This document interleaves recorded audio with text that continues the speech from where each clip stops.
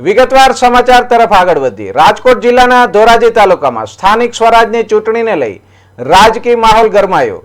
ધોરાજી તાલુકા પંચાયતની 6 બેઠકો અને જિલ્લા પંચાયતની 2 બેઠકો માટે ભાજપના ઉમેદવારોએ ઉમેદવારી પત્રો નોંધાવ્યા। આ પ્રસંગે ધોરાજીના ધારાસભ્ય મહેન્દ્ર પાડલિયાની ઉપસ્થિતિમાં વિજય વિશ્વાસ રેલીનું આયોજન કરવામાં આવ્યું।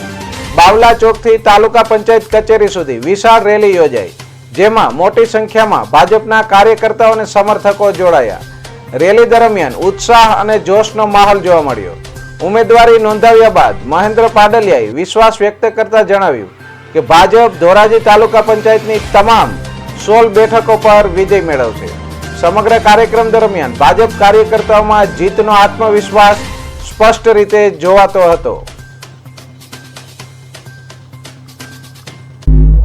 રસિકભાઈ ચાવડા ભારતીય જનતા પાર્ટીનો કાર્યકર છું અને આજે તારીખ 11/4/2026 ના રોજ સવારે વિજય મૂર્તિની અંદર ધોરાજી તાલુકાના 16 તાલુકા પંચાયતના સદસ્યો અને 2 જિલ્લા પંચાયતના સદસ્યોએ કરેલ છે અને વિજયના શંખનાદ સાથે આજે નરેન્દ્ર મોદી સાહેબે આ વિકાસની યાત્રા આગળ વધારી છે એને અમે લોકો સાથે રહી અને લોકો અમને મત દેશે અને અમે વિકાસની યાત્રાને આગળ વધારશું। ધોરાજી ઉપલેટા આજરોજ ધોરાજી તાલુકા પંચાયતના 16 સીટના ઉમેદવારો અને ધોરાજી જિલ્લા પંચાયતના 2 ઉમેદવારો ભારતીય જનતા પાર્ટી પ્રદેશ અધ્યક્ષ દ્વારા જે નામો જાહેર થયા છે તેઓ ઉમેદવારો પોતાના ઉમેદવારી પત્ર ભરવા જઈ રહ્યા છે અને આ તકે ભારતીય જનતા પાર્ટીના પ્રદેશ અધ્યક્ષ શ્રી જગદીશભાઈ પંચાલ સાહેબે જે ઉમેદવારોને જાહેર કર્યા છે એને બધાને હું અભિનંદન અને શુભેચ્છા પાઠવું।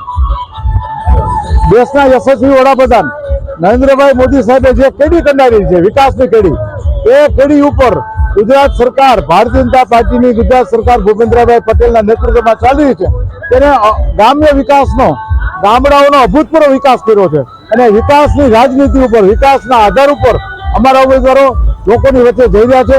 બધા વિજેતી થશે એમાં કોઈ શંકા નથી।